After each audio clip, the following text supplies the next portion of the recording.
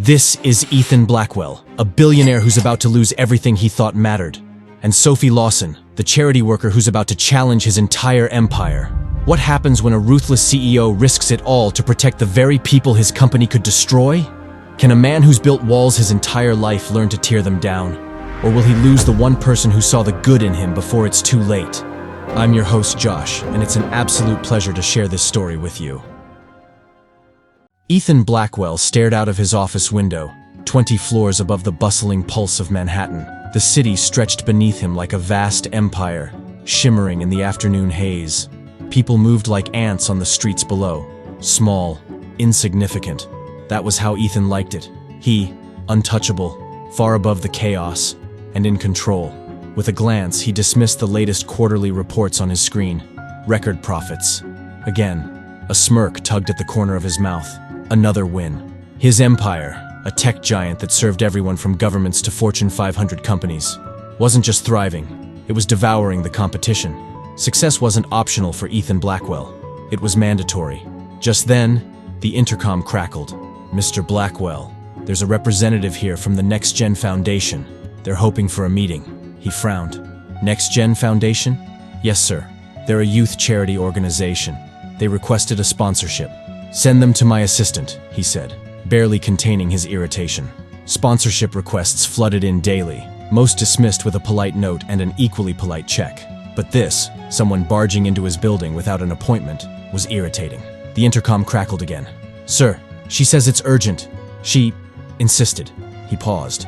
Ethan despised pushy people, yet he felt a flicker of curiosity. Maybe it was the audacity in the word insisted. "Fine," he said against his better judgment. "Send her in." A few minutes later, the door swung open, and in walked a woman who seemed completely out of place in his world of polished suits and expensive colognes.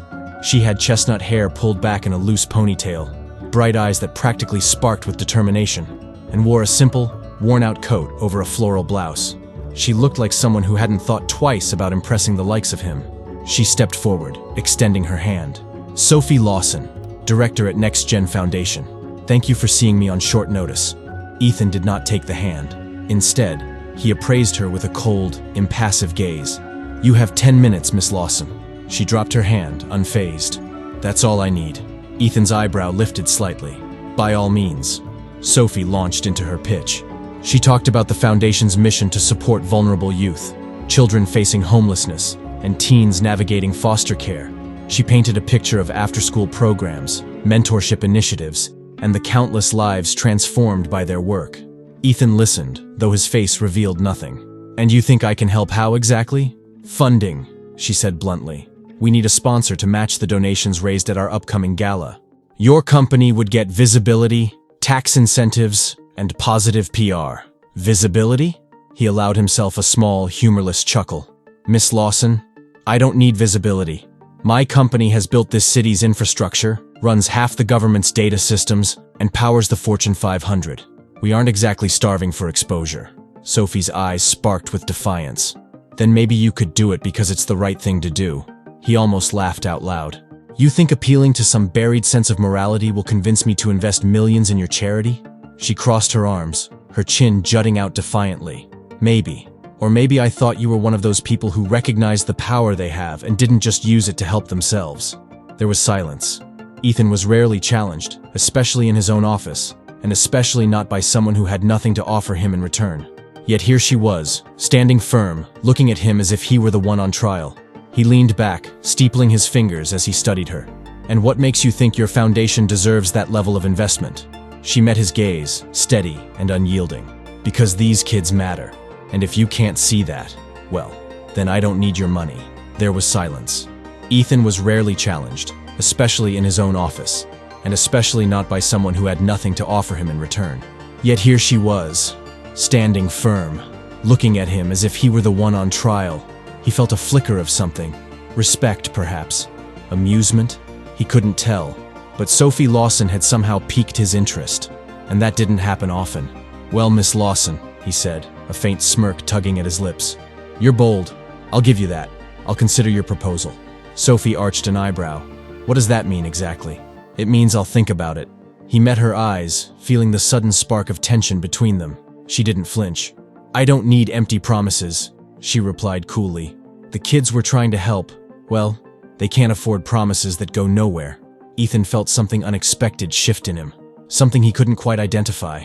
He was used to people nodding along, eager to appease him. But here was Sophie, treating him as if his wealth, his influence, his empire were all beside the point. Somehow, that made him uncomfortable. "Oh, don't worry," he said, his smirk widening to cover the strange sensation. "If I make a promise, Miss Lawson, I keep it."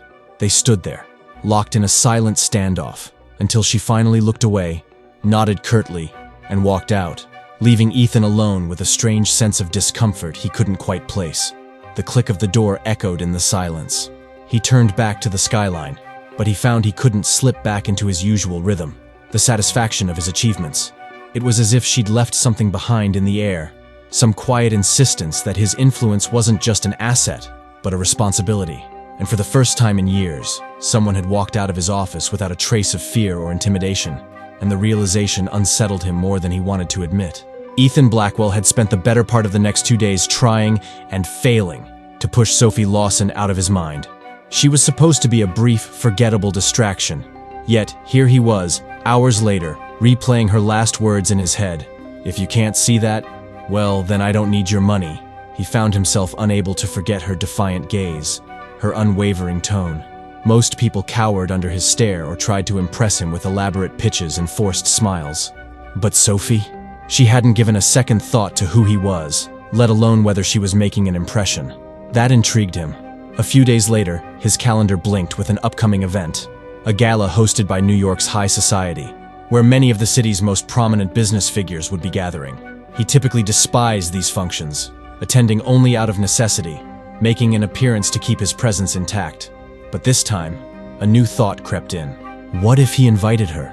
It would be unusual and certainly unprofessional, but Ethan had a hard time shaking the image of Sophie in her worn coat and floral blouse, standing so defiantly against his world of suits and skyscrapers. What would she make of the luxurious ballroom, the expensive champagne, the $1,000 dresses? How would she handle the sharp-tongued socialites and their idle chatter? He smirked, already entertained by the idea. He pressed the intercom button on his desk. "Jessica," he said to his assistant, "reach out to Miss Sophie Lawson from the Next Gen Foundation. Send her an invitation to the gala on my behalf." Jessica hesitated. "Mr. Blackwell, are you certain? She's not exactly our usual type of guest." His lips quirked up slightly. That's exactly the point. Sophie was skeptical from the moment she received the invitation. She'd found it odd enough that Ethan had agreed to consider her proposal, but now he wanted her to attend a gala? She wasn't even sure what to expect. These events were known for being opulent showcases of wealth, filled with people who measured themselves by the cut of their suits and the cost of their jewelry. And Ethan Blackwell was the epitome of that world. Still, it was an opportunity. Perhaps she could find potential supporters, or even make contacts to help her charity. So, with a deep breath and the best dress she could afford, she walked into the glitzy event. The ballroom was as extravagant as she had expected. Chandeliers hung like waterfalls of glass above guests who mingled with ease, their laughter filling the air. Waiters passed by with silver trays holding glasses of champagne, while a soft jazz band played in the corner. Everything sparkled, from the gilded frames on the walls to the sequined gowns brushing against the floor. Sophie felt out of place instantly. She wasn't intimidated exactly, but the opulence was overwhelming.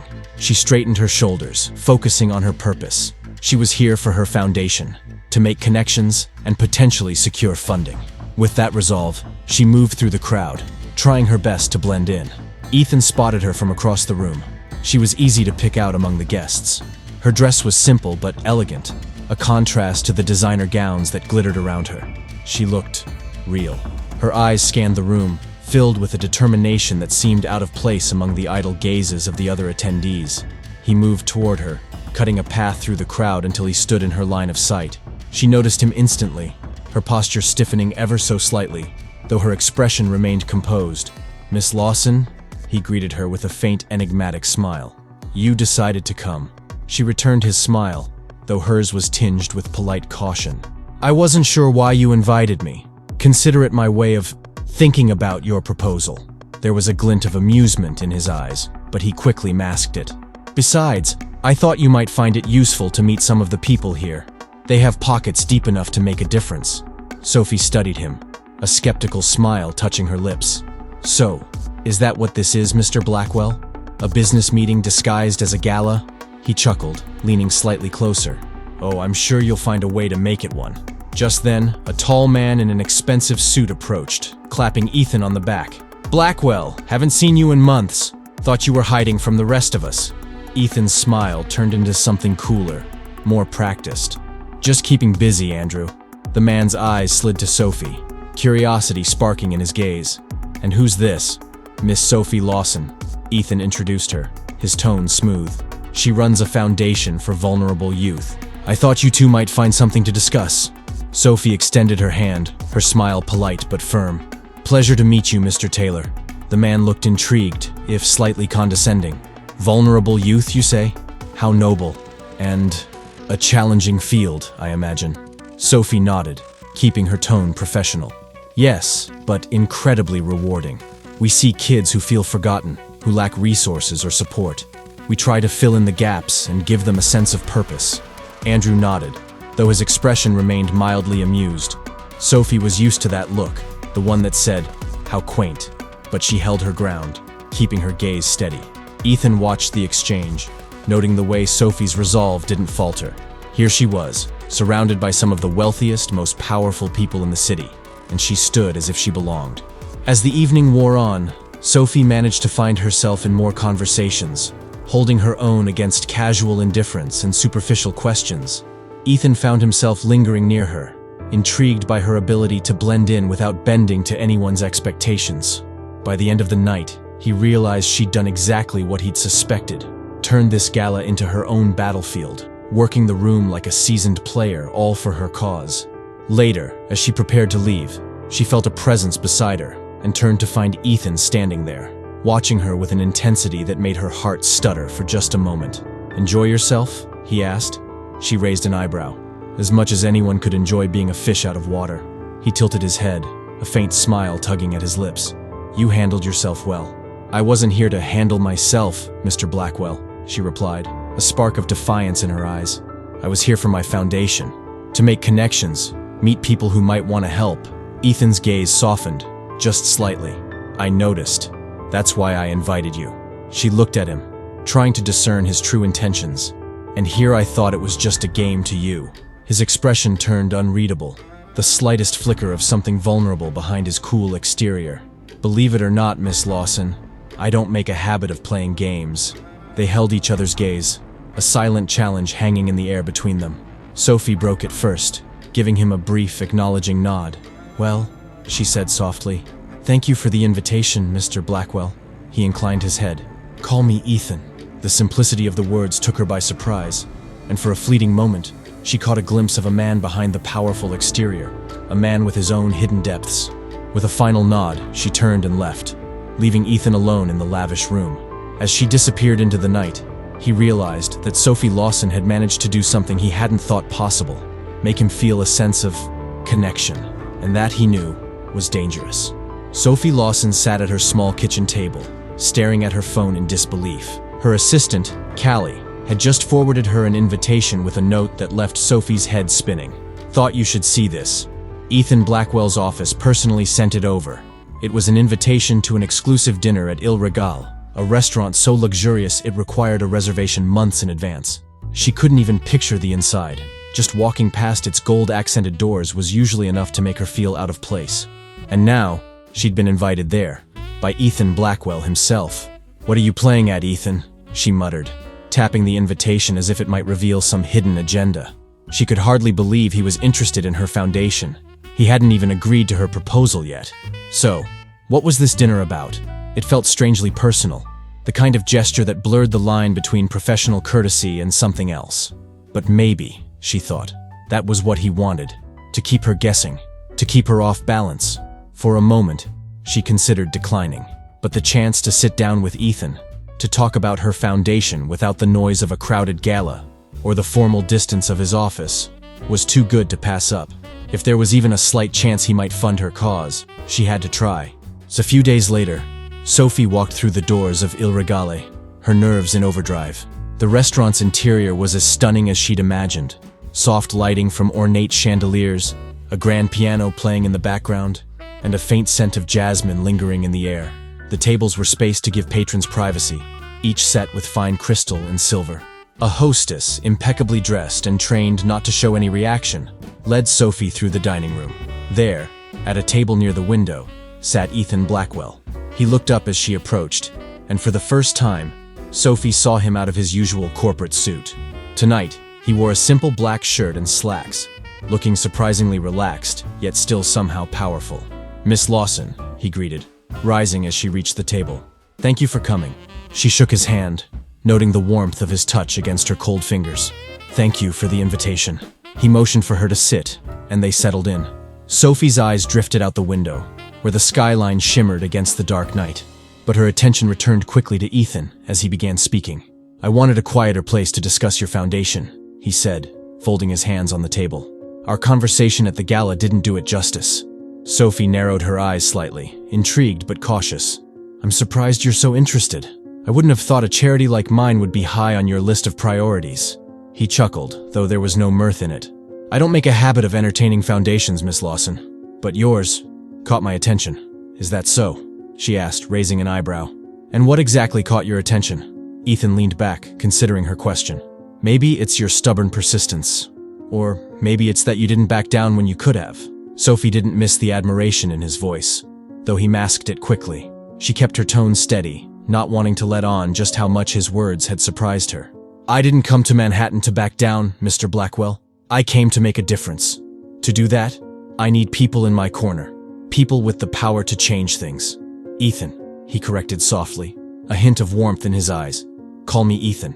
Sophie hesitated, catching a glimpse of something vulnerable behind his polished exterior. The man she'd met at his office had been all ice and control, but here, he was showing her something softer. It made her feel unsteady, as if they'd left behind the formality of their roles and were stepping into uncharted territory. She nodded, her voice softer. "All right, Ethan." They talked over appetizers, and she realized he wasn't just listening to her words. He was observing, analyzing.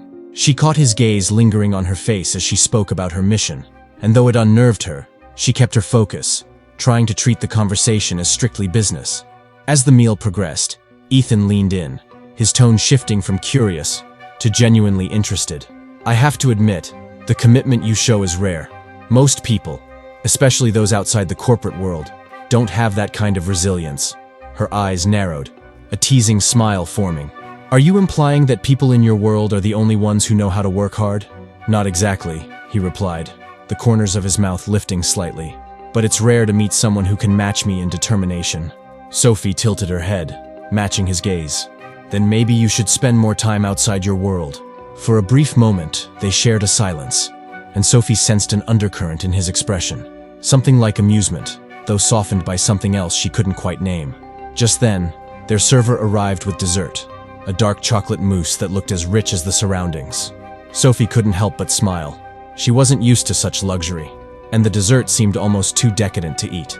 "You're amused," Ethan noted, picking up on her expression. She shrugged, a little sheepish. "I just didn't expect all of this. I'm used to simpler settings." He regarded her thoughtfully, a faint smile playing at his lips. "I find that refreshing." She took a small bite of the mousse, savoring the intense flavor. "Well, if you find simplicity refreshing, Mr. Blackwell, you're welcome to visit my office any time. We have plenty of instant coffee and folding chairs." He laughed, the sound deep and surprisingly warm. "You might just find me there one of these days." She raised her eyebrows skeptically, not believing him for a second. But as the laughter between them died down, she noticed his gaze had softened again, that intensity of his searching her face for something she couldn't quite decipher.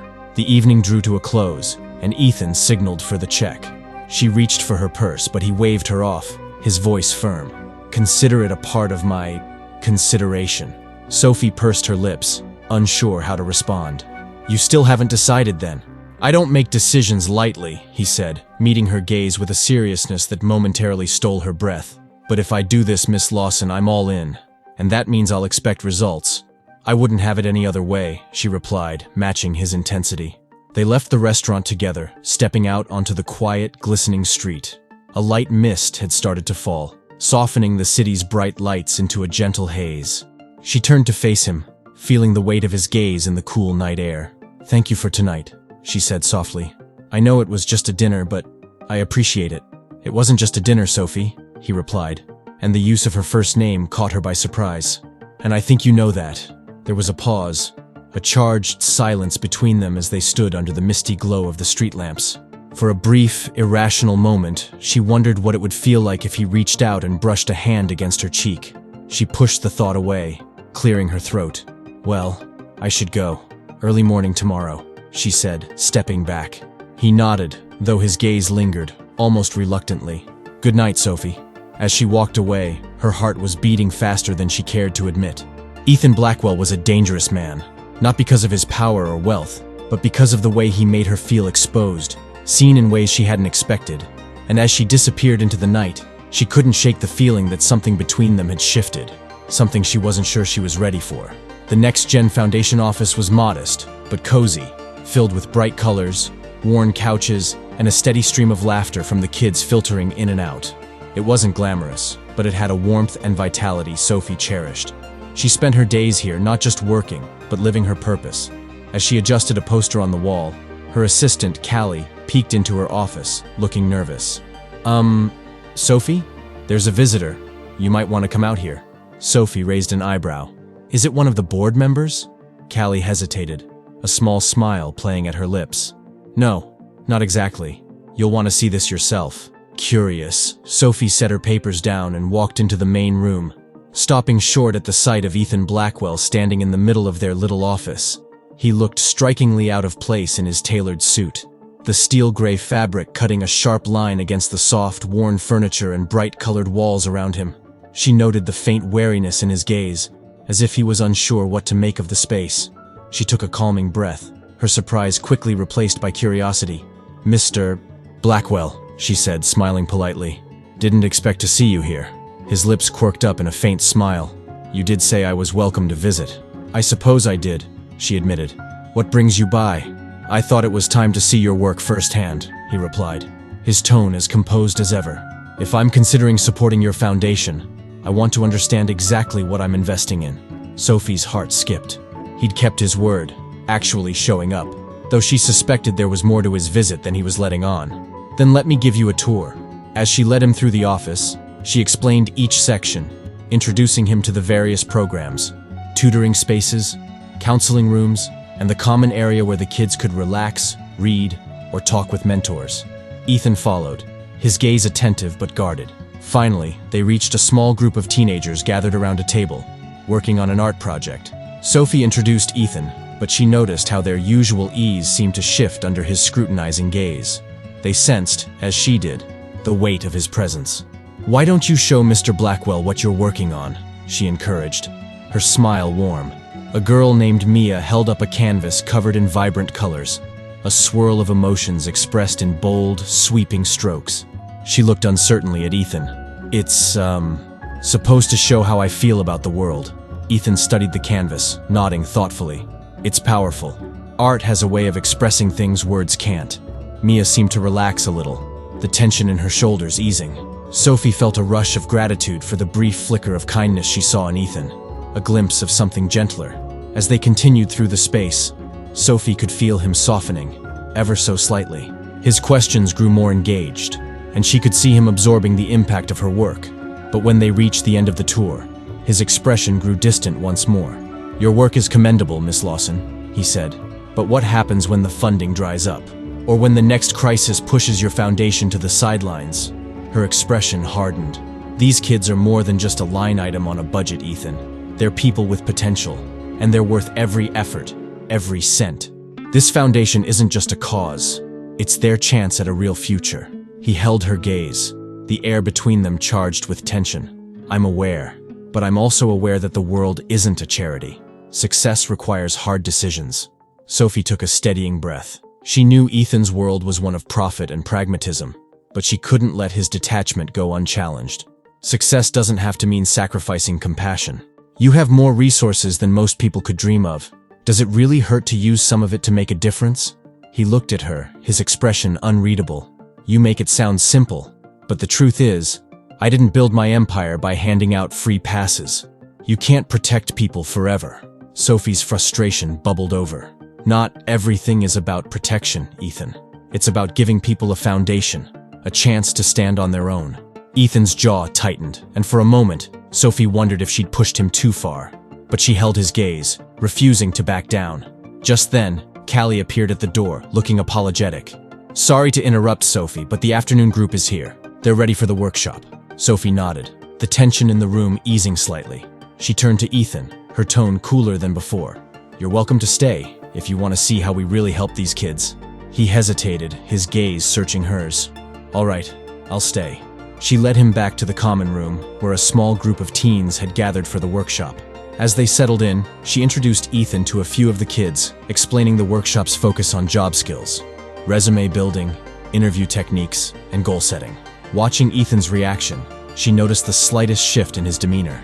He was still guarded, but there was a spark of something she couldn't quite identify. Perhaps an understanding of the work's value, even if he couldn't fully grasp its impact. During the session, one of the teens, a boy named Luis, asked, "So, how'd you get where you are, Mr. Blackwell?" Ethan glanced at Sophie, then back at Luis. "I worked hard, made a lot of sacrifices."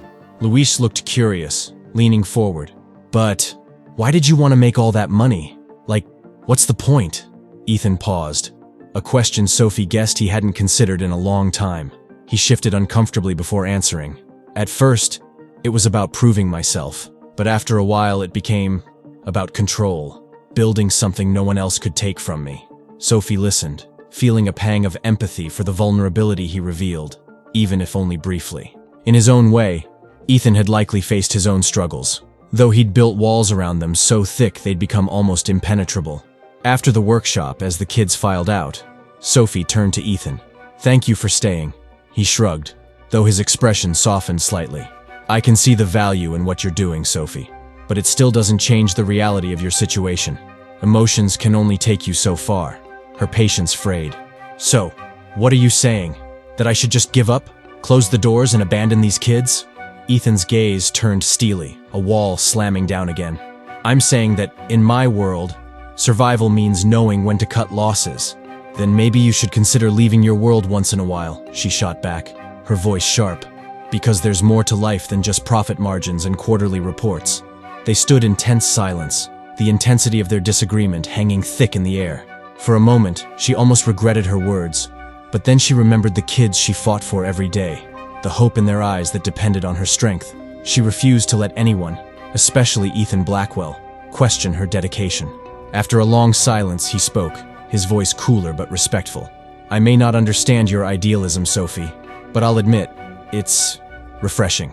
If anyone could make a dent in this world, it would probably be you." She didn't know whether to take his words as a compliment or an insult, but before she could respond, he inclined his head. "Thank you for showing me your work. I'll be in touch." Without another word, he turned and left, his figure disappearing into the quiet hallway, leaving Sophie standing alone, her heart pounding with frustration and something else she couldn't quite name. She'd never met anyone who stirred such conflicting emotions in her, and she didn't know whether to feel exhilarated or exhausted. Ethan Blackwell represented everything she fought against: cynicism, power without compassion. And yet, a small part of her couldn't shake the idea that beneath all his armor, there was a man who cared, perhaps more than he was willing to admit. As she returned to her work, she couldn't help but feel that this battle between them was far from over, and something told her that whether they liked it or not, their lives were beginning to intertwine in ways neither of them could control. Ethan's private office sat at the top of a sleek glass tower, far removed from the noise of the city below. He had designed it to be his fortress, a place of control and order, where everything operated according to his rules. Yet, as he sat at his desk, he found his thoughts drifting back to Sophie and the hours he had spent at her foundation. Her voice, her passion, her defiance, it all lingered, disturbing the calm he worked so hard to maintain. A sharp knock on his office door interrupted his thoughts. He frowned. Few people dared to approach his door without invitation. "Come in," he called, straightening. The door swung open, and to his surprise, Sophie stepped into the room. She looked out of place here, soft and warm against the cool, minimalist lines of his office. He noticed her shoulders were tense, her expression guarded. "Sophie," he said, trying to mask his surprise. "What brings you here?" She took a deep breath, holding his gaze. "I didn't come here to play games, Ethan. I came to talk, to understand." "Understand what?" he asked, gesturing for her to sit, though she remained standing. "Why are you so closed off?" She didn't mince words. "You have resources that could change lives, but you refuse to use them unless it benefits you. I need to know. Why?" Ethan's jaw tightened. He wasn't used to people questioning him, especially not so directly, but her intensity made it hard to evade. "My reasons are my own, Sophie. Not everything is open for inspection." She took a step closer, her eyes searching his. "I think you want to do more. I think you've just convinced yourself that you can't." A tense silence fell between them, her words hitting closer than she realized. He hesitated, torn between pushing her away and letting her in. Something in her gaze made him feel like he was on the edge of a cliff, with nothing but empty space below. Finally, he sighed, his voice low. "You want to know the truth? Fine." He moved to the large windows behind his desk, looking out over the city that lay beneath him. When he spoke, his voice was tight, controlled. "I grew up with nothing. My father worked himself to death for scraps, and my mother, she barely kept us going. I spent years watching my family crumble, while people like the ones I do business with today turned a blind eye. So, when I finally had the power to change things, I vowed never to be in that position again." Sophie listened, her heart tightening as she glimpsed a part of his life she hadn't imagined. "I'm sorry," she said quietly. "Don't be." His voice turned cold, the mask slipping back into place. "My past taught me that the world isn't fair. Power isn't something that's given, Sophie. It's something you have to take. And the minute you start letting people in, feeling sympathy or empathy, that's when you become vulnerable." "Vulnerability isn't weakness, Ethan," she replied gently. "It's part of being human." His gaze darkened, though she sensed he was fighting an internal battle. "And look where that got my family." Sophie's throat tightened at the rawness in his voice. She had come here expecting him to resist her questions, maybe even throw her out. Instead, he was revealing pieces of himself he had buried so deeply. He likely hadn't intended for anyone to see them again. "You're not your past," she said, her voice softening, "and you don't have to be defined by it." He laughed bitterly. "That's where you're wrong. Everything I am, everything I've achieved, is because I never let anyone get close enough to weaken me." Sophie took a tentative step toward him, her heart pounding. "But what's the point of all that power if you have no one to share it with? No one to trust, to care about?" Her question seemed to catch him off guard. His expression softened for a fleeting moment, and Sophie felt her breath hitch. She wasn't sure what had possessed her to confront him so boldly, but now that she had, she felt a powerful urge to break through the walls he had so carefully constructed. "People like you," he began, his voice softer, almost a whisper. "They don't understand. You think the world is one big charity, something to be saved? But some things can't be saved. Some things, they're just broken." Sophie's heart ached at the pain in his words, but she met his gaze, her own unwavering. "Maybe, but if you're so sure, why did you come to my foundation? Why stay and talk to the kids? You didn't have to." He looked away, his gaze distant. "I don't know," he admitted, the words strained. "Maybe I just wanted to believe for a moment. Believe that things could be different." Her hand moved almost unconsciously, reaching out to touch his arm. The moment her fingers brushed against him, he froze, a flicker of vulnerability crossing his face. She could feel the tension in his muscles, as if he were torn between pulling away and staying still, letting her presence reach him. "Ethan," she said softly, her voice barely more than a whisper. "You don't have to carry this alone." They stood like that for a long moment, the air thick with unspoken words and shared pain. Sophie felt a deep connection, something that went beyond the walls he'd put up, the cynicism he wore like armor. She sensed a part of him that wanted to believe in her, in the possibility of something more. But then, as if realizing he'd let himself slip too far, he stepped back, his expression hardening again. Whatever you're doing, Sophie, it won't work. You don't know me. You don't understand what I've done." Sophie swallowed, refusing to let his words shake her. "Then let me understand. Let me in." He looked at her, the raw emotion in his eyes turning into something darker, colder. "Be careful what you wish for." Without another word, he turned and walked out, leaving her alone in his office, her heart racing with a strange mixture of hope and despair. She could feel the walls he'd rebuilt in that brief instant, but she also knew that, for a fleeting moment, she'd glimpsed the man beneath them, And now that she'd seen that part of him, she couldn't turn back.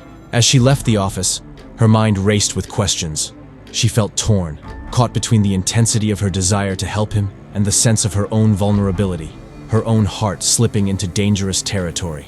But despite the risks, she knew one thing for certain. Ethan Blackwell was a man worth fighting for. And though he'd built his life on walls and armor, Sophie was more determined than ever to find a way through. Ethan sat alone in the darkened silence of his penthouse, the city lights casting a faint glow through the floor-to-ceiling windows. The scene below was a glittering, endless stretch of energy and ambition, a reflection of his world, one he'd spent years building and controlling. Yet, Sophie's words echoed in his mind, each one an unsettling reminder of the cracks in his carefully constructed armor. He'd been awake for hours, wrestling with a choice he'd always thought would be simple. A major deal had come to the table, one with the potential to secure Blackwell Industries at the very top of the tech world. But the project would require extensive infrastructure in lower-income neighborhoods. Ironically, many of the areas Sophie's foundation worked to uplift. To proceed would mean driving out the very communities she was fighting to protect. This wasn't the first time he'd faced a difficult choice in business, but it was the first time he could feel a consequence beyond the financial. His mind flashed back to the kids he'd met at her foundation, their laughter, their quiet resilience, Sophie's passion, her dedication, how she'd looked at him, as if she believed he could be better than the person he was. For the first time in years, Ethan felt unsure.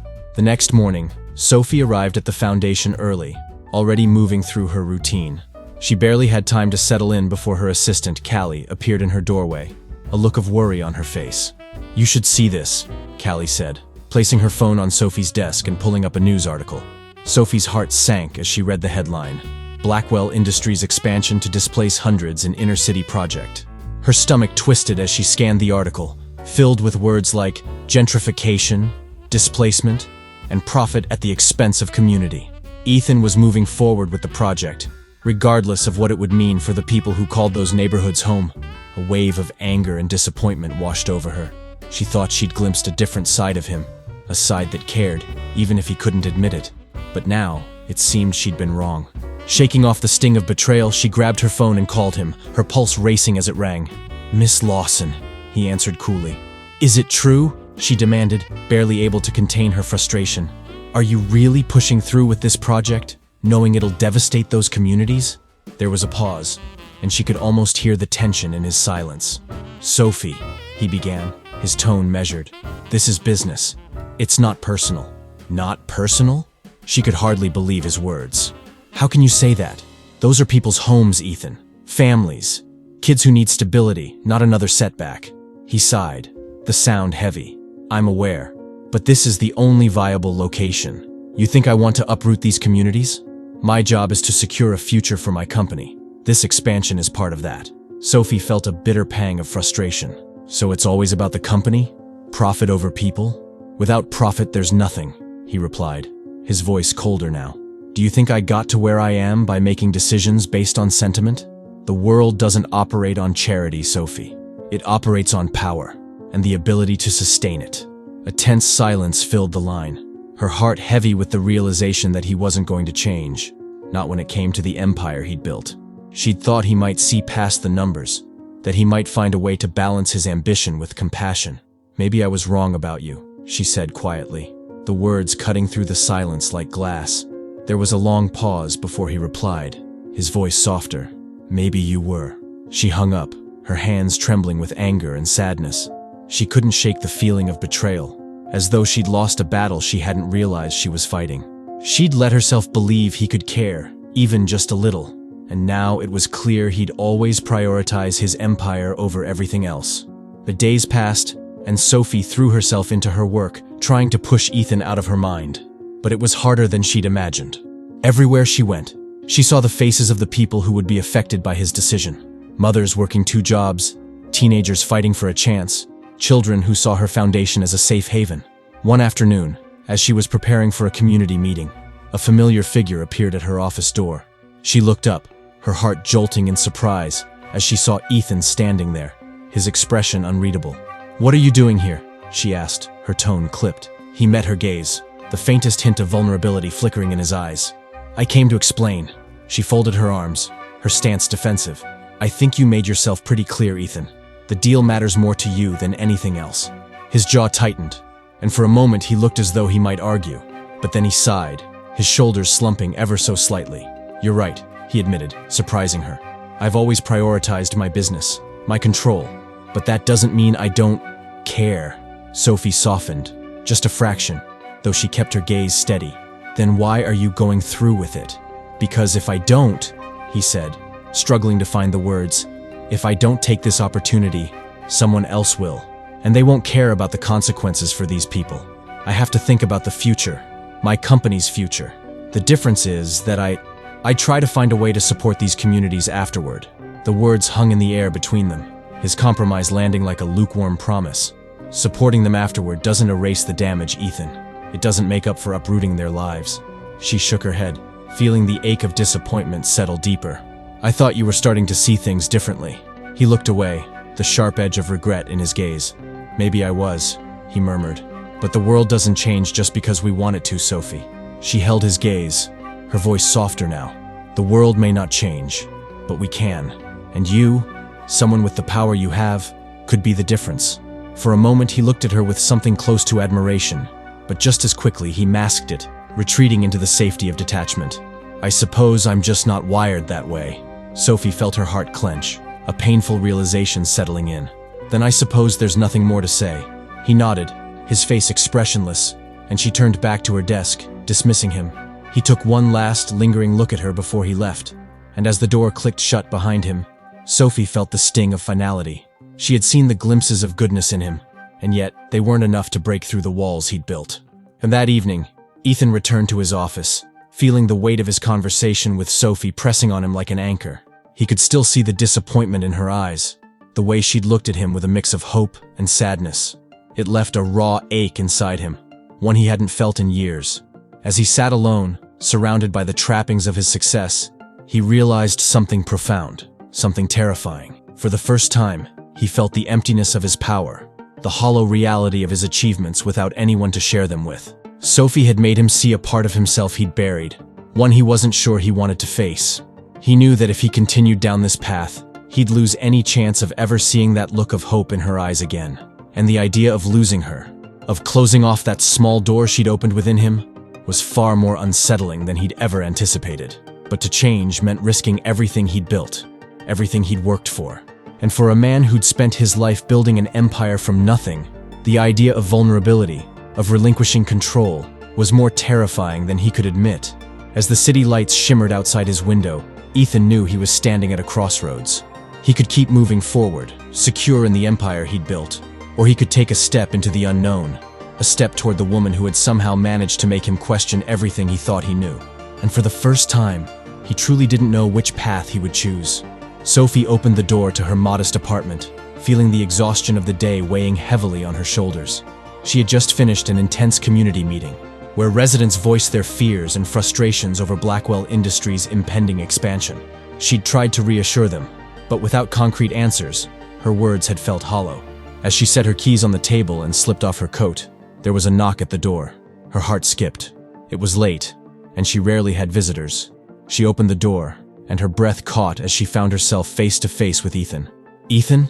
she said, barely concealing her surprise. His usual composed demeanor was gone. He looked unsettled, a storm of emotions darkening his eyes. "Sophie," he began, his voice low, a hint of urgency beneath his words. "I need to talk to you." "May I come in?"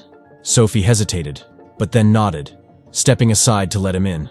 As he walked into her apartment, she noticed how out of place he seemed in her world of warm lights, secondhand furniture, and walls covered with photos of the foundation's work. He looked around, taking in the intimate details of her life, a sharp contrast to his sterile world of wealth and power. She motioned for him to sit, then took a seat across from him, her arms crossed. "What's so important that you'd come here at this hour?" Ethan sighed, his gaze fixed on the floor. "I'm sorry," he began, his voice softer than she'd ever heard it. "I know I've made things difficult for you. I know my decisions have hurt people, and I don't expect you to understand, but I need you to know that it was never my intention." Sophie's heart softened at his words, though she kept her tone steady. "Then why did you go through with it, Ethan? Why choose a path that hurts the very people I'm trying to help?" He ran a hand through his hair, clearly grappling with his answer. Because it's all I've ever known, he admitted, his voice thick with regret. When you've spent your life clawing your way up, you stop seeing people as individuals. They become assets, liabilities. The idea of just helping someone without a return? It's foreign to me. Her gaze softened as she saw the vulnerability beneath his hardened exterior. For so long she'd seen him as nothing more than a ruthless businessman, but now she glimpsed the wounded man beneath the surface. A man who had built walls so high, even he didn't know how to tear them down. Ethan, she began gently, leaning forward. You don't have to live this way. You're powerful, yes, but you're also human. There's strength in that, in caring. Power doesn't mean anything if it isolates you. He looked up, his eyes searching hers. But that's the problem, Sophie. I don't know how to care, not in the way you do. Sophie's breath caught at the raw honesty in his voice. She reached out, placing her hand over his, feeling the warmth of his skin beneath her touch. Then let me help you. For a long moment, they sat in silence, her hand resting on his, the air between them charged with a quiet intensity. She could see the turmoil in his gaze, the vulnerability he struggled to hide. And she realized, with a painful clarity, that despite everything, despite his ruthlessness, his arrogance, she cared for him. Ethan's fingers tightened around hers, and he looked down at their joined hands, as if the simple act of connection was foreign, yet profoundly grounding. His voice was barely a whisper. I don't deserve this. I don't deserve you. Sophie felt a rush of emotion, her heart breaking at the self-doubt she heard in his words. She leaned closer, her voice soft but firm. You may not believe it, Ethan, but everyone deserves a chance at redemption. Even you. Their eyes met, and she saw something shift in his expression. A flicker of hope, fragile and uncertain. He reached up, brushing a strand of hair from her face, his touch sending a spark through her. Her pulse quickened, and suddenly, the world outside seemed to fade, leaving only the two of them, suspended in the quiet intimacy of her apartment. Sophie, he murmured, his voice tinged with a vulnerability she'd never heard before. I don't know what to do with this. With you. She swallowed, her own emotions raw and unguarded. Then let's figure it out together. And then, without another word, he leaned in, his lips brushing softly against hers. The kiss was hesitant, almost uncertain, as if he were afraid of what it meant. But Sophie responded, closing the space between them, her hands finding their way to his shoulders, feeling the warmth of his body against hers. It was a kiss that held years of pent-up emotion, a gentle unraveling of the walls they'd each built. When they finally pulled apart, Ethan's gaze was soft, a hint of vulnerability shining through. This isn't just about me, you know, he whispered, his voice tinged with a quiet wonder. You make me want to be someone better, Sophie. Someone worthy. Sophie's heart swelled at his words, and she realized in that moment that she wanted to help him find that version of himself. She could see it, the man he could be if he let go of the shadows of his past. She took his hand, her grip firm and steady. Then let me be here for you, Ethan, she said softly. But you have to let yourself believe that you can change. You have to want it. He looked down, his thumb brushing over her fingers. I've spent so long being this person. It's hard to imagine a different way. Then maybe it's time to try, she replied, her tone gentle but unwavering. They sat together in the quiet, the world outside feeling distant and unimportant. For the first time in his life, Ethan felt the possibility of change, a glimmer of hope he hadn't dared to acknowledge until now. He leaned back, exhaling a deep, steadying breath, his hands still intertwined with hers. I don't know where to start. Sophie smiled, squeezing his hand. Start by being here, by taking it one step at a time. Ethan nodded, his gaze lingering on her face, as if committing this moment to memory. He realized that, with her by his side, he could dare to confront the parts of himself he'd spent a lifetime hiding, and for the first time, he wasn't afraid. The next day, Ethan returned to his office with a renewed sense of purpose. He'd spent the night replaying Sophie's words, feeling the weight of her belief in him. It was strange, almost surreal, to feel something other than the cold drive for success. For once, he felt as though he had something real to fight for, something beyond his empire. He spent the morning drafting a new proposal, one that would shift the focus of his expansion to include significant reinvestment into the communities his project would affect. He knew it would mean a substantial hit to his profits, but for the first time, that didn't bother him. He wanted to do this, not for the bottom line, but because he wanted to be someone Sophie could believe in. As he looked over the proposal, his assistant Jessica walked in, a puzzled expression on her face. "Mr. Blackwell, are you sure about this?" she asked, glancing at the document in her hands. Ethan nodded, his tone firm. "Yes, this is the plan. I want every community impacted by our project to benefit, not just with relocation, but with resources and jobs. Make sure it's clear this is non-negotiable." Jessica nodded, clearly taken aback but nodding in agreement. "Understood, sir." When she left, Ethan leaned back in his chair, a sense of peace settling over him. He knew this decision might raise eyebrows, that his investors might question his judgment, but for the first time, he didn't care. He felt as though he was finally choosing a path that aligned with something deeper, something that felt right. Later that evening, Ethan returned to Sophie's apartment, a quiet determination in his step. She opened the door, a look of surprise softening to warmth as she saw him standing there. "I made a choice," he said, his voice steady. "I've redirected the project. The communities will be protected, and we're putting resources into their growth. I wanted you to know, because you're the reason I'm doing this." Sophie's eyes filled with emotion, and she reached for his hand, pulling him inside. As they stood together in the warmth of her apartment, she felt a surge of hope, a hope that they could move forward, not just as allies, but as two people who had found something worth fighting for in each other.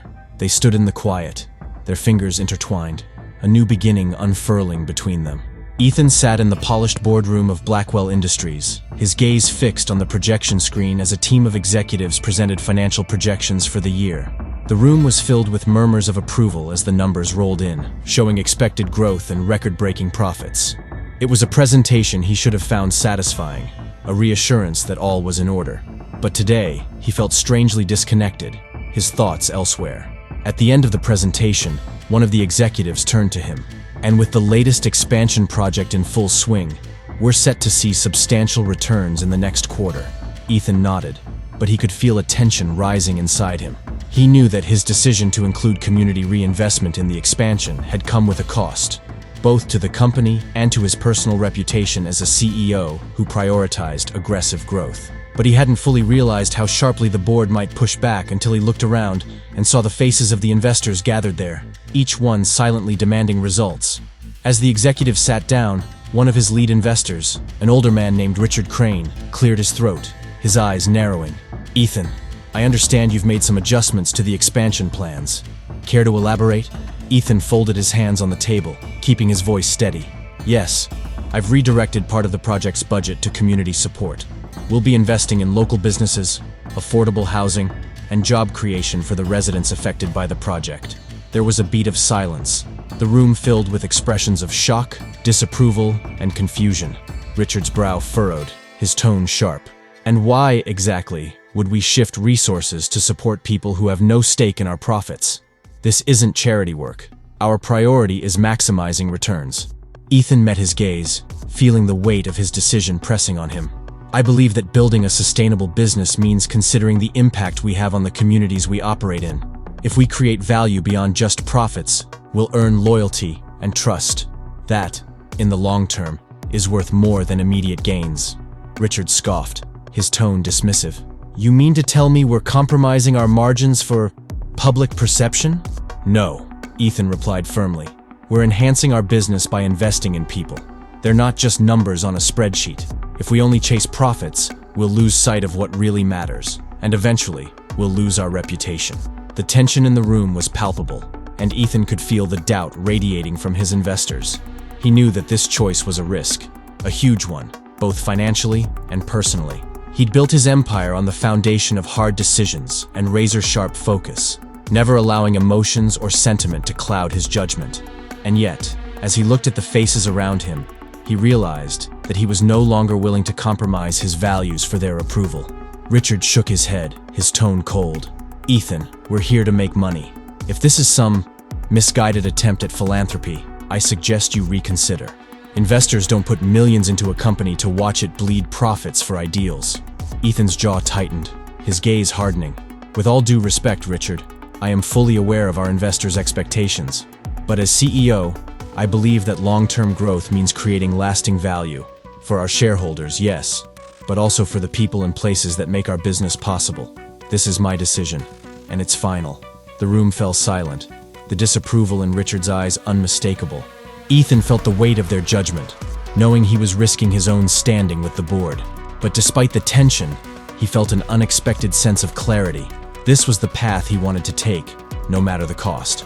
The meeting adjourned, and as the investors filed out, Richard lingered, his expression hard. "This is a dangerous game you're playing, Ethan. You may want to consider how much loyalty you can afford to lose." Ethan met his gaze without flinching. "I appreciate your concern, Richard, but I think I'll manage." Richard's eyes narrowed before he turned and walked out, leaving Ethan alone in the empty boardroom. For a moment, he allowed himself to feel the weight of what he'd just done. He knew the stakes. He'd chosen a path that could alienate investors, destabilize his company, and undermine everything he'd built. But as he looked out over the city, he felt a quiet resolve settle within him. He wasn't the same man he'd been just months ago, and Sophie's presence in his life had made him realize that power without purpose was meaningless. That evening, Ethan made his way to Sophie's apartment, feeling the tension ease as he knocked on her door. She opened it, a look of surprise and warmth crossing her face. "Ethan, I wasn't expecting you." He stepped inside, his gaze softening as he took in the familiar warmth of her home. "I needed to see you." She motioned for him to sit, and they settled on her worn couch, a comfortable silence falling between them. After a moment, he spoke, his tone quiet but certain. "I made a choice today, one that's probably going to upset a lot of people. I pushed forward with the community support plan, despite the board's objections." Sophie's eyes lit up with admiration, a smile spreading across her face. "Ethan, that's incredible. I can't believe you did that." He gave a small, weary smile. "It wasn't an easy decision. I knew it would cost me, but for the first time, I don't regret it." She reached over, taking his hand in hers, her gaze filled with warmth and pride. "You did the right thing, Ethan. You stood up for what you believe in, and that takes real strength." They sat in comfortable silence, her fingers intertwined with his, as the weight of the day slowly lifted. For the first time, Ethan felt as though he had a partner, someone who saw him, understood him, and stood by him, even when the world felt hostile. As the night deepened, they talked quietly, sharing stories and dreams, slowly shedding the layers they'd hidden behind for so long. Sophie spoke of her childhood, the struggles that had shaped her, the passion that had driven her to create the foundation. Ethan listened intently, captivated by her resilience, her warmth, her quiet strength. At one point, he took her hand, his voice soft. "Sophie, you've changed me in ways I never expected. I don't know what I'd be without you." She looked up, her eyes shining with emotion. "Ethan, you're a good man. I always knew that. You just had to believe it yourself." He leaned in, brushing a gentle kiss against her lips, feeling the warmth of her acceptance, the quiet strength of her love. They lingered like that, wrapped in each other's embrace, both aware of the delicate balance they'd found. A love built on vulnerability, trust, and the willingness to confront the world together.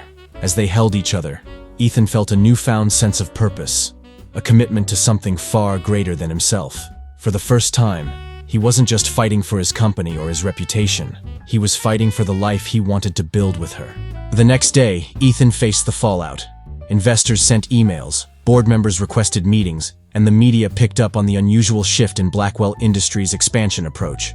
But despite the flurry of criticism and questions, he remained steadfast, refusing to back down. He felt Sophie's belief in him like a steady force, grounding him as he faced the storm. As he read through a particularly scathing email from one of his investors, he felt a wave of doubt. The choice he'd made, once so clear, now felt fraught with risk. But then, he remembered the look in Sophie's eyes, the unwavering support she'd shown him, and he knew he couldn't waver. He sent a response, reaffirming his commitment to the community support plan. It was a decision that would have consequences, yes, but it was one he was willing to face. Later that day, he received a text from Sophie. "Proud of you. Let's celebrate tonight?" Ethan smiled, feeling a warmth spread through him. For once, he felt the peace of a choice made not for profit or control, but for something real. And with Sophie by his side, he knew he was finally building a future worth fighting for. Ethan sat at his desk, scrolling through the seemingly endless emails flooding his inbox. News of Blackwell Industries' community investment plan had broken, and reactions were pouring in from every corner. Supporters praised his shift in priorities, but a louder chorus of critics mostly investors and industry peers, demanded answers, questioning his judgment, his loyalty, and, above all, his commitment to profit. He knew this day would come, but the reality of it was harder to absorb than he'd anticipated.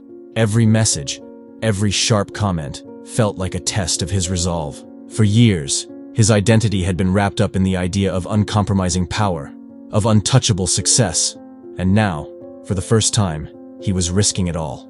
A soft knock on his office door broke his focus. Jessica, his assistant, stepped in, looking both impressed and slightly nervous. "Mr. Blackwell, Richard Crane and a few other board members have asked to meet with you immediately." Ethan nodded, exhaling deeply as he prepared himself. "Send them in, Jessica." Moments later, Richard entered, followed by 2 other board members, all wearing grim expressions. Richard wasted no time, his tone clipped. "Ethan, we need to talk." "Go ahead," Ethan replied calmly, though he could feel his pulse quicken. Richard exchanged a look with the other board members before addressing Ethan. "We've worked with you for years, trusting you to lead this company with an iron fist and clear vision. But this community investment initiative?" he scoffed. "It's jeopardizing everything we've built." Ethan met Richard's gaze, refusing to flinch. "I disagree. This initiative strengthens our company by aligning us with the values of the people who are most affected by our presence. We're creating long-term loyalty, not just squeezing short-term profits." "Ethan," another board member interjected, "we understand the appeal of a positive public image, but this decision borders on recklessness. It's alienating investors and undermining our focus on growth." Ethan took a steadying breath, feeling the weight of their judgment. He'd expected pushback, but the intensity of their opposition was still jarring. Yet, in the face of their disapproval, he felt an unexpected clarity, a certainty that his decision was right, even if it came with a cost. "I respect your concerns," he said, his voice steady, "but this is the path I've chosen for Blackwell Industries. I'm committed to building something sustainable, something that lasts beyond our quarterly reports. If you can't support that vision, then perhaps it's time for a change in leadership." The silence that followed was heavy, charged with the gravity of his words. Richard's face hardened, and he shook his head slowly. "You're playing a dangerous game, Ethan. Loyalty only goes so far. If you push this too hard, you may find yourself standing alone." Ethan held his gaze, unwavering. "Then I'll stand alone." The board members exchanged a look, and without another word, they turned and left, the door clicking shut behind them. Ethan sat back, exhaling slowly, feeling both the weight of his isolation and the pride in his decision. That evening, Ethan met Sophie at a small cafe near her apartment. He hadn't told her about the confrontation with the board, but as soon as he saw her, he felt a sense of calm he hadn't experienced in days. She greeted him with a warm smile, taking his hand as they found a quiet corner table. "How was your day?" she asked, her tone gentle, sensing the tension he carried. Ethan sighed, rubbing the back of his neck. "Intense. The board isn't thrilled about my new approach." She squeezed his hand, her gaze steady. "I'm proud of you, Ethan. Standing up to them, holding your ground. It's not easy." He looked down, her words washing over him like a balm. "It's strange. For years I've done everything by the book, played every move to secure power. And now, all of a sudden, I'm risking everything I built." Sophie leaned in, her voice soft. "Sometimes you have to lose something to find what really matters." He looked at her, her words settling deep within him. "You've changed everything, Sophie. The way I see the world, the way I see myself, even the way I see success." She smiled, brushing a hand over his. "You were always capable of change, Ethan. You just needed a reason to believe." They sat together, the quiet intimacy between them growing, unspoken yet deeply felt. For the first time, Ethan felt that he was on the right path, one that aligned not just with his goals, but with his values, his heart. Sophie had helped him see beyond himself, to consider the impact of his choices, the possibility of a life built on more than power and ambition. As they left the cafe, walking together under the city lights, Ethan found himself imagining a future he hadn't dared to dream of. A life with Sophie by his side, a partnership built on respect, trust, and shared purpose. The following week, the repercussions of Ethan's decision continued to unfold. News outlets speculated on Blackwell Industries' new direction. Investors questioned his leadership, and his inbox was flooded with concerns from stakeholders. Yet, through it all, he remained resolute, grounded by the belief that he was making the right choice. One morning, he received a call from an unexpected source, a well-known philanthropist who expressed interest in supporting Blackwell Industries' Community Reinvestment Initiative. Ethan was taken aback, but the man's words resonated deeply. "Not many people in your position are willing to take a stand, Mr. Blackwell. I admire that, and I'd like to help. Let's discuss a partnership." For the first time in days, Ethan felt a flicker of hope. Perhaps this risk would pay off, not just in the financial sense, but in a way that aligned with the values he was beginning to build. As the day progressed, more calls came in. Supporters, nonprofits, even a few investors willing to back his vision. It wasn't an overwhelming response, but it was a start, a sign that his decision might hold a greater impact than he'd anticipated.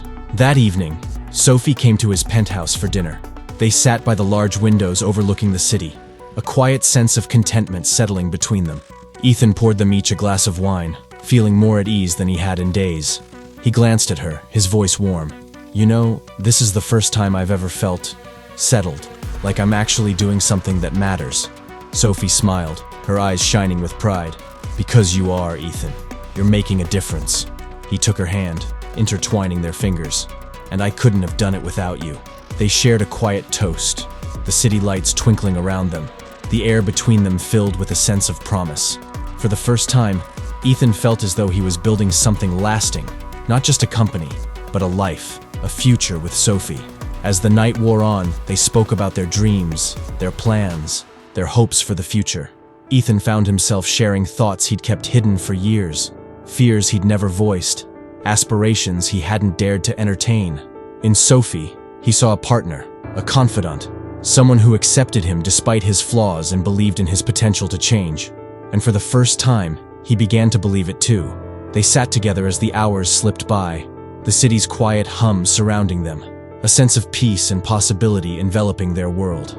In that moment, Ethan knew that whatever the future held, whatever challenges lay ahead, he was no longer alone. With Sophie by his side, he felt ready to face whatever came next. A month later, Ethan found himself standing at a small celebration event hosted by the Next Gen Foundation. The foundation's main hall was decorated with vibrant banners and posters made by the kids, a reflection of their personalities and dreams. There was an energy in the room that Ethan rarely encountered in his own world, an undeniable warmth and sense of purpose that reminded him of why he'd made the choices he had. He scanned the room, feeling slightly out of place in his tailored suit, among people dressed casually, laughing and talking with ease. But then he spotted Sophie across the room, her face lit with a smile as she talked with a group of teenagers. She looked at home here, in a way he envied, and he felt an inexplicable surge of pride watching her. Sophie looked up and saw him, her eyes lighting up as she excused herself and made her way over. "Ethan," she greeted, reaching for his hand. "You made it." He squeezed her hand gently, nodding. "Wouldn't miss it for the world." They stood together, her presence grounding him as the evening unfolded. Sophie introduced him to donors, volunteers, and kids who eagerly shared their stories. He found himself genuinely engaged, listening as they spoke about their struggles and dreams. It was a world he'd once dismissed as too idealistic, but now he saw its value, its potential to shape lives and futures. At one point, Sophie leaned in, her voice soft. "I never got a chance to properly thank you. Your support, it's changing everything for us." Ethan smiled, brushing a thumb over her hand. "You don't have to thank me, Sophie. If anything, I should be thanking you." She looked up at him, a soft smile on her lips. "For what?" "For helping me see that there's more to life than just numbers on a spreadsheet," he replied, his gaze steady. "For showing me that power doesn't mean anything if it isn't used to lift others up." Sophie's eyes softened, her hand tightening in his. "I always knew you had it in you, Ethan. You just had to believe it." They stood together, watching as the room buzzed with life and laughter, the kids sharing their achievements and dreams with pride. Ethan felt an unfamiliar warmth fill him, a sense of belonging, of purpose that went beyond his empire or his wealth. In Sophie's world, he'd found a piece of himself he hadn't known was missing. Later in the evening, Sophie and Ethan stepped outside onto a small terrace overlooking the city. The night was cool and quiet, the hum of traffic below a distant reminder of the life they'd each come from. For a while, they stood in comfortable silence, watching the lights twinkle against the dark sky. After a moment, Sophie looked up at him, her expression thoughtful. "So, what's next for you, Ethan?" He considered her question, feeling a sense of peace settle over him. "Honestly, I'm not sure." For the first time, I don't feel the need to have every step mapped out. She smiled, her hand finding his. That's not a bad thing, you know? Sometimes it's okay to let things unfold. He nodded, his gaze softening. I know, and for once I think I'm ready for that. They stood together, the city stretching out before them, a world of possibilities waiting. In Sophie, Ethan saw a future built on something real, something lasting, a partnership that went beyond ambition or power. It was a future that filled him with hope, with the quiet joy of knowing he didn't have to face it alone. With a gentle smile, Sophie leaned into him, her voice barely above a whisper. You know, we're not so different, you and I. Ethan chuckled, brushing a soft kiss against her forehead. You're right, and I think that's what I love most about you. She looked up, her eyes shining with warmth, a tear slipping down her cheek. I love you too, Ethan. They shared a quiet, tender kiss under the starlit sky, a promise of all that lay ahead. Together, they would face the challenges, the uncertainties, the endless possibilities. And in each other, they had found the courage to create a life built on trust, love, and purpose. As they held each other, Ethan realized that, for the first time, he wasn't afraid of the future. With Sophie by his side, he felt whole, complete, ready to embrace whatever came next. And in that moment, he knew that they were embarking on a new beginning, a journey that would be more fulfilling than anything he'd ever imagined. If you liked the video, subscribe to the channel. Your subscription will show that I'm on the right path to bring you the best videos ever. Check this video out too. This billionaire has everything: money, power, secrets. But what happens when a journalist uncovers the one scandal that could destroy it all? As lines blur between ambition and forbidden love, will she risk it all to expose him?